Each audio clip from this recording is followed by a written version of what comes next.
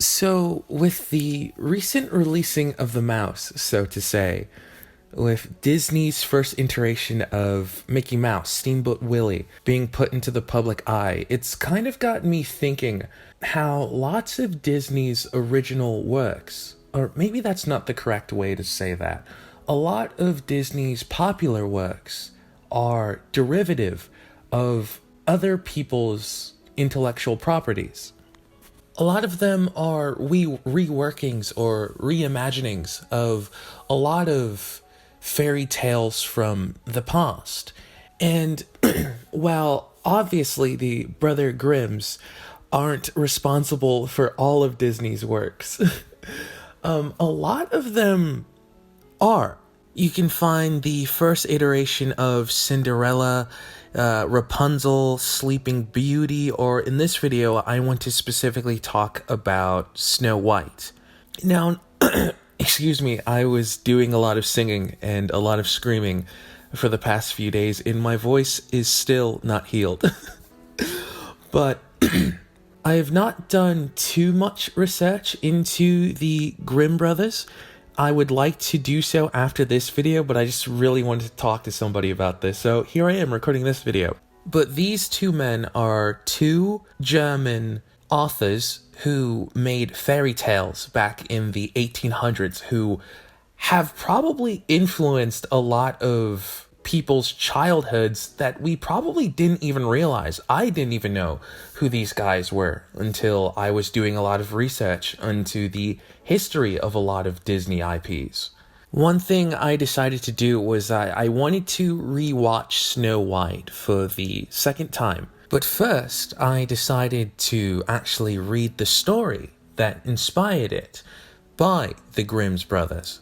I've been fairly privy to the fact that the original stories of a lot of Disney princesses were rather dark in nature. I can't really remember I mean, there was a whole, if anybody remembers, like the whole 2010s campaign of people just ultimately just shitting on a bunch of Disney princesses. I mean, people still do, but it's kind of tired now. And I mean, are we still on this, like, we hate Disney princesses thing 14 years later? Like, come on, can we hate something new? And preferably something that isn't like, you know what, I'm going to stop myself from going off the deep end way too early on in this video. Maybe I'll get to this at a later date. But can we just hate on something that isn't kind of just like coded in a, ooh, femininity is bad? So, for the most part, the actual original story of Snow White and Disney's iteration of it seemed rather one for one in all of the details that were laid out in both stories. The biggest difference that I can think of off the top of my head is that Snow White in the original story is actually 7 years old. And I believe in Disney's version, she's around like somewhere between like 12 and 16, I believe.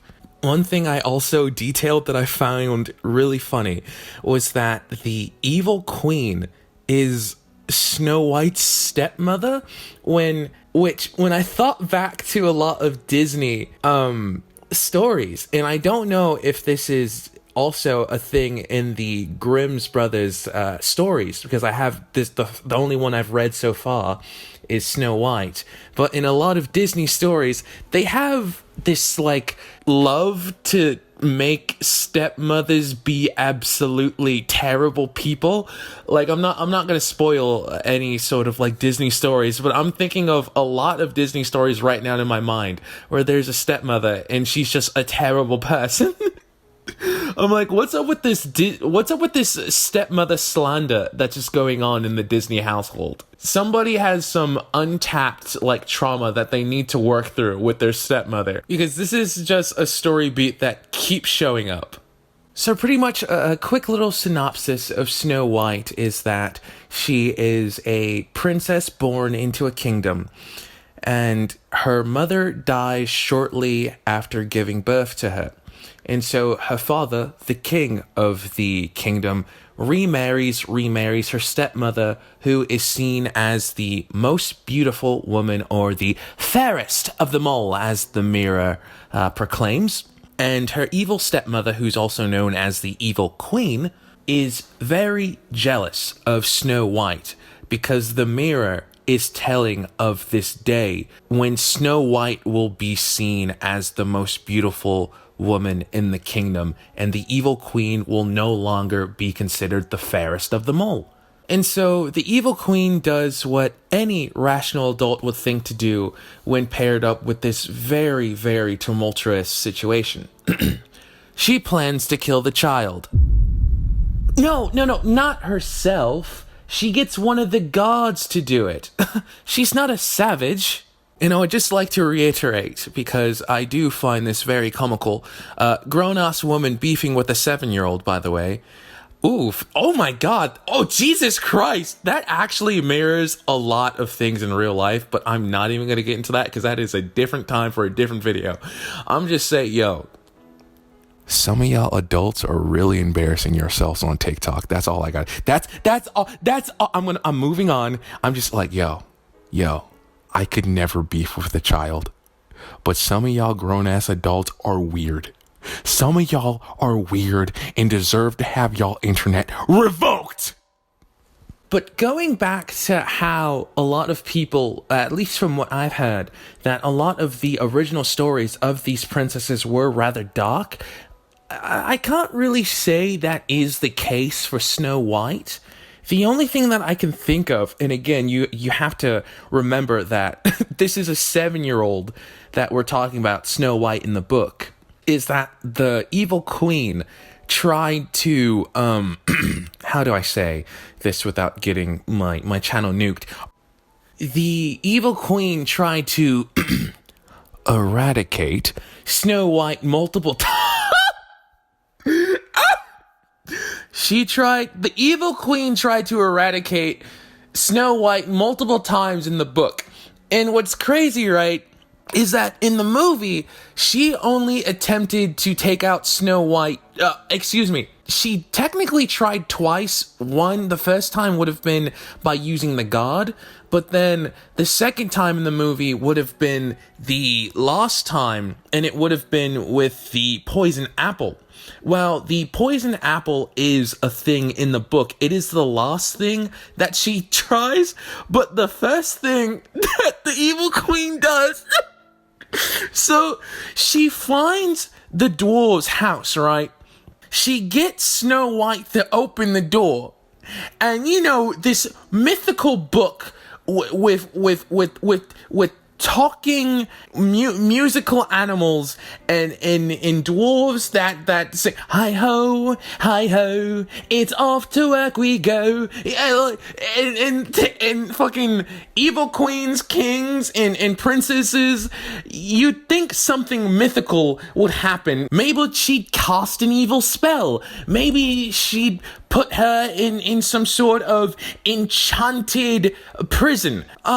The Evil Queen just comes in and just strangles the bitch. I'm sorry.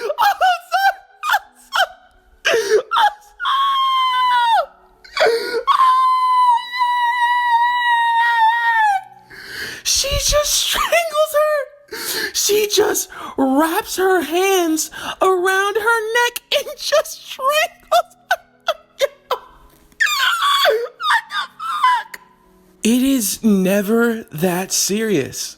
It is never that. Again, I want to reiterate, Snow White is 7.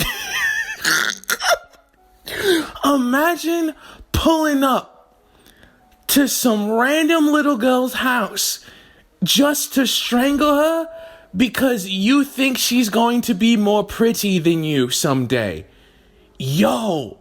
What's crazy is that the way some of y'all adults are acting on TikTok has me believing that some of y'all actually have fantasies about this. The way some of y'all be getting so jealous around literal children or feel the need to show that you're more superior than an actual child on these apps. Yo. People talking about Snow White is so unrealistic. It's showing a bad example for... Nah!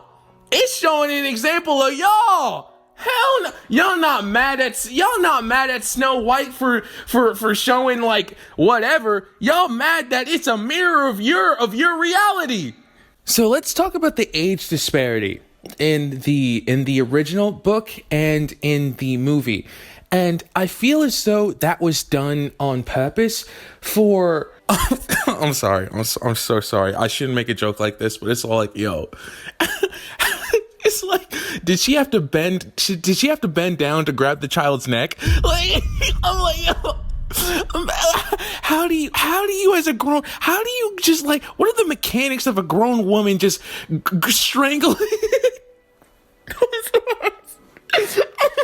I'm sorry, but it's like, bro, how do you, like, a 7-year-old?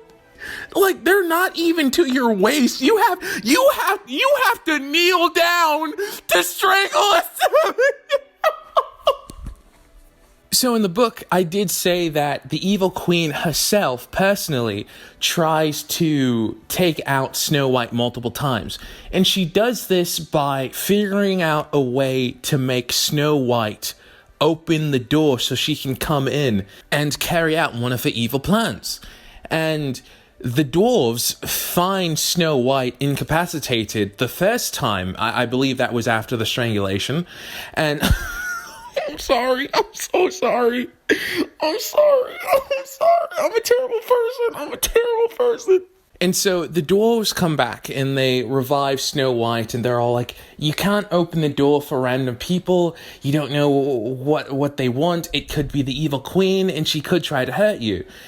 And Snow White's like, okay, I understand. But then the evil queen comes back a second time, and it's all like, hey, will you let me in? And Snow White's putting her foot down. She's all like, no, I can't, because I can't trust people.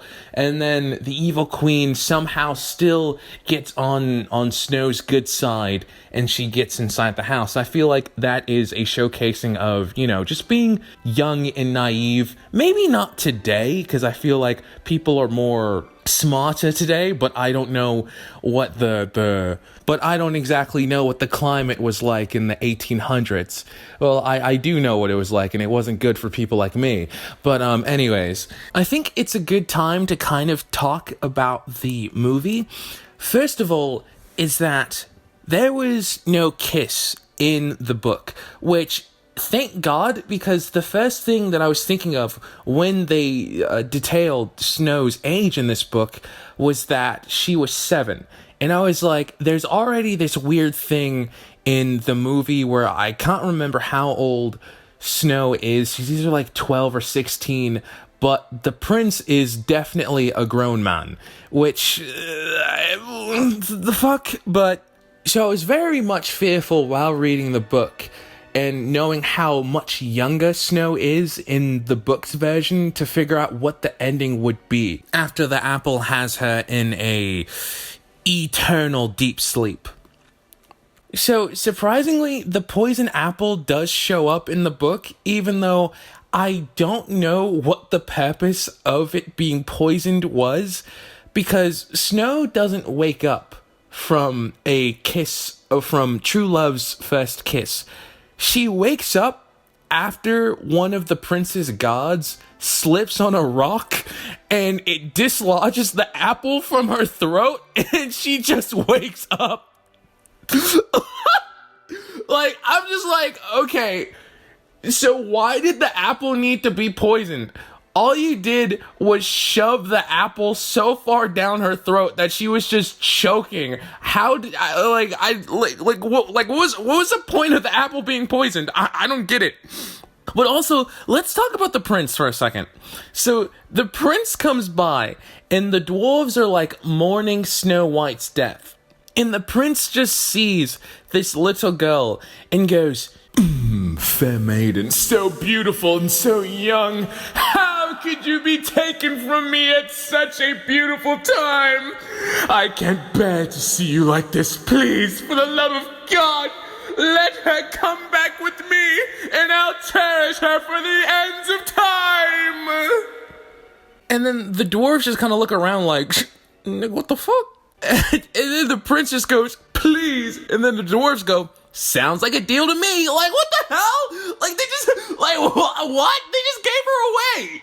And when the dwarves gives the Snow White over to the prince, one of the gods slips on like a rock or something, and then that causes Snow White in the coffin to like bump around, and it dislodges the apple, and then she wakes up, and they live happily ever after. There's no kiss, there's nothing like that. But I don't know, I found that whole entire just end sequence just freaking hilarious. Honestly, just the thought of some dude seeing a dead girl in a coffin and thinking she's so beautiful that he just has to have her, and then the people that she was taking care of just goes, yeah, sure, have her, mate. Just the absurdity of that just like tickles me so much. I don't know. So the original German fairy tale is actually pretty short. I don't know the outworkings of what the Grimm's brothers stories were supposed to be, but it was honestly, I'd say it was only probably like 3 paragraphs. You could read it within maybe like 10 minutes or like 15 minutes, honestly, which kind of goes to show the amount of stuff that Disney kind of had to add to pad the movie out to like maybe an hour and 20 or maybe like an hour and 30 minutes. They also did try and flesh out the stories that were already there. First of all, the main sort of story around Snow White is that she's looking for true love. That wasn't really established in the book. It was kind of like the prince scouted her out at the end, and then she was all like, oh, I love this guy now. Whereas in the movie, from the very get-go, and you can kind of call this because Snow White is the first Disney princess film, and Disney princess films are known for having their I want songs, and their I want songs are the protagonists showing what they want for their lives, and they always do this through song. We see Snow White wishing at a well to find somebody who she can spend the rest of her days with. Also, a little quick aside, I'm not even going to attempt to mess with Disney IP, but so I probably won't show any screenshots in the video. But for this movie to have come out in 1937, almost 100 years ago, one thing I was still so impressed with was just how beautiful the animation still looked to me. Of course, you can tell it is old. Obviously, but I would not sit here and be like, oh, this is an animation from 100 years ago. I can't even put into perspective what animation from 100 years ago would look like, but I feel like it should look worse than what this movie looks like, and I just think it's so beautiful that it's still, for the most part, at least in my eyes, still looks so beautiful and holds up. I can only imagine what it was like to see this movie for the first time in 1937. Like, when I try to put it into perspective, I can already tell why this movie was such a huge hit back in the day. So the Grimm story, again, was rather short. So to get this movie to be to get this movie to be an hour and 30 minutes, there were some padding of just extra stuff that wasn't in the book. And I will say the strongest moments of this movie, personally for me, were the moments where they were directly adding to something in the book or doing something that directly happened in the story. In the extra stuff that was added, specifically, I remember there was a point where the dwarves were learning how to use soap to wash themselves, and the whole time I was just kind of, I was rocked. I just did not care. I was like, can we exit this filler? Can we get back to the main plot, please? Because that was definitely the most interesting stuff, at least personally to me. This movie definitely could have shaved off at least like 30 or 20 minutes. So this video is really just me just kind of blarbing. I'm using that noun. Holy, blarbing? Hell yeah, let me add that to my fucking lexicon. So this video is me just kind of just waffling about Snow White. I don't have any sort of goal for this video. I just wanted to talk about this. But I really do think that this is a very good entry point into Disney's princess franchise. I mean, just everything about this movie seems so great, despite what a lot of people will say, and I know I have said a few things about this movie in the past, even though they were jokes. And I'll try to refrain from talking about the upcoming live action movie, because honestly, I've already given my thoughts about Disney live action movies, and it's actually funny. Directly after I made that Little Mermaid video where I was all like, this is probably the best Disney live action movie that we've had, and it was still mediocre. Do not ever do this again. Right after I uploaded that video, I saw the announcement of the Snow White live action, and I went, oh my god. Out of all the Disney movies you could choose to bring to a modern audience, Snow White is quite literally the worst one to do. And I don't mean this in a derogatory way, but it is quite literally a product of its time. And I do not mean that in a bad way. I do not mean that in a good way. It is a very neutral way that I'm using that right now. Okay, so here's justice going off on the deep end. You have been warned. I'm not going to talk about the live action, at least I hope I don't. But going back to that hate campaign that people had towards Disney princesses in the 2010s, and the brunt of a lot of that vitriol was directed towards Cinderella. And if you don't know, Cinderella is maybe not my favorite Disney princess movie, but it is my favorite Disney princess story. And I will fight tooth and nail for anybody who just trash talks Cinderella. Because I'll be honest, I've went on a rant about this already, so I'm not going to do it again. But I swear to God, y'all do not understand the story of Cinderella if you really going to sit here and think her whole entire story is quite literally she wanted a prince and she just sat around and waited for a man to save her. If you legit think that, I swear to God, you cannot form your own opinion without the internet, because you clearly did not watch that movie or you were not paying attention. Oh, okay, I'm going off. Okay, I have to chill. And truthfully speaking, I was thinking about that when I was watching this movie. And not to say that there is a princess that deserves hate. These are children's stories. They should not receive hate if they're not harming any, whatever. If anything, I feel like Snow White should be the one getting a lot of hate, even though I do not believe she deserves it. I honestly feel as though Cinderella is a direct response to Snow White's characterization in this movie. I'm not going to sit here and go on another rant about how people just blindly hate on Cinderella for something that she did not even do in the movie, and you know that if you watched it, but I'm just going to say, if you have the time, watch Cinderella and look who's chasing who and who just wants to be left alone. That's all I have to say. Both Cinderella and Snow White find true love. Snow White finds it by actively pursuing and dreaming about it, while Cinderella finds it by happenstance in just being herself. And there is nothing that needs to be ridiculed about this.